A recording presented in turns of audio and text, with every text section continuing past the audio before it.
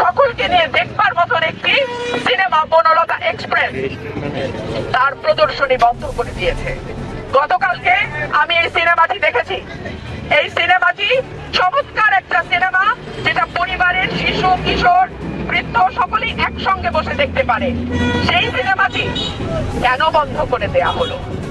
আমি যদি প্রশ্ন করি, যেই রাষ্ট্র 6 বছরের শিশুকে ধর্ষণ আর বলাৎকার থেকে রক্ষা করতে পারে না, যেই রাষ্ট্র 70 বছরের বৃদ্ধাকে ধর্ষণের হাত থেকে রক্ষা করতে পারে না, যেই রাষ্ট্রে প্রতিদিন 2 জনের উপরে মানুষ খুন হয়, যেই রাষ্ট্রে দুর্নীতি, দুঃশাসন, টাকা পাচার, ব্যাংক লুট, ঘুষ, কোন রকম কোন অন্যায় বন্ধ করতে পারে নাই, সেই রাষ্ট্র কেন সিনেমা বন্ধের মদত দেয়? কারণ আমরা গত 2 বছরের অভিজ্ঞতা থেকে দেখেছি, একটার পর একটা মাজার ভাঙা হয়েছে, কবর থেকে তুলে নিয়ে লাশ পোড়ানো হয়েছে। আমরা দেখেছি দক্ষিণ পন্থা বা ডান পন্থা উগ্রবাদের উত্থান। কিন্তু আমার দেশের মাটি তো এমন ছিল না।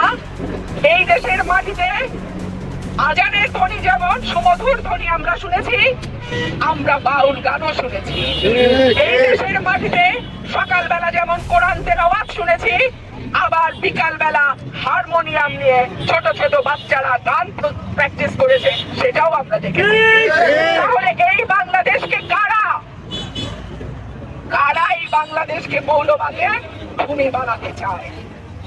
এই প্রশ্ন আজকে আপনাদের মাধ্যমে আমি রেখে যাচ্ছি, এবং এই রাষ্ট্রের কাছে আমার দাবি থাকবে, যেই রাষ্ট্র কোন অপরাধ বন্ধ করতে পারে নাই, যেই রাষ্ট্র ছোট ছোট শিশুদেরকে বলাৎকার আর ধর্ষণের হাত থেকে বাঁচাতে পারে নাই, সেই রাষ্ট্র আজকে কি করে বাংলাদেশকে, যেখানে সব রকম সাংস্কৃতিক কর্মকাণ্ড ধর্মের পাশাপাশি চলেছে, সেটাকে বন্ধ করে বাংলাদেশকে, পরের প্রজন্মকে অন্ধকারের দিকে নিয়ে যাওয়ার মদত দিচ্ছে?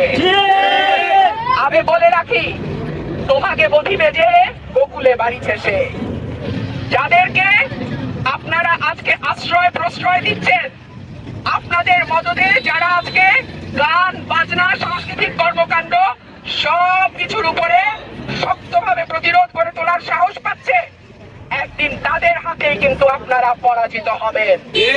আমি আশা রাখবো শুভ বুদ্ধির উদয় হবে, সামনের প্রজন্মকে আমরা যেন সাংস্কৃতিক কর্মকাণ্ড থেকে দূরে না রাখি। মানুষ এবং সৃষ্টিকুলের অন্য প্রাণীদের মধ্যে পার্থক্য হলো মানুষ চিন্তা করতে পারে, মানুষের সৃজনশীলতা আছে, মানুষ গান কবিতা লিখতে পারে, ভালোবাসে, তাদের মননশীল উৎকর্ষতা তারা তৈরি করতে পারে। এই রকম রাষ্ট্র আমরা আশা করি না, যেই রাষ্ট্র মানুষকে পেছনের দিকে নিয়ে যাবে, যেই রাষ্ট্র একটা অসাম্প্রদায়িক সকলের বাংলাদেশকে কোন বিশেষ গোষ্ঠীর হাতে তুলে দেবার ষড়যন্ত্র করবে। আমি আপনাদের মাধ্যমে আজকে যারা এই মানববন্ধন উপস্থিত হয়েছেন, আপনাদের সকলকে ধন্যবাদ জানাই। আমি আমার সাংবাদিক ভাইদেরকেও ধন্যবাদ জানাই, আপনারা কষ্ট করে আজকে আমাদের মাঝে উপস্থিত হয়েছেন। এবং আমি দাবি জানাবো, অবিলম্বে ব্রাহ্মণবাড়িয়ায় সাংস্কৃতিক কর্মকাণ্ড যাতে নির্বিঘ্নে নিরাপদে চলতে পারে, সেই ব্যবস্থা করে দেয়া হোক।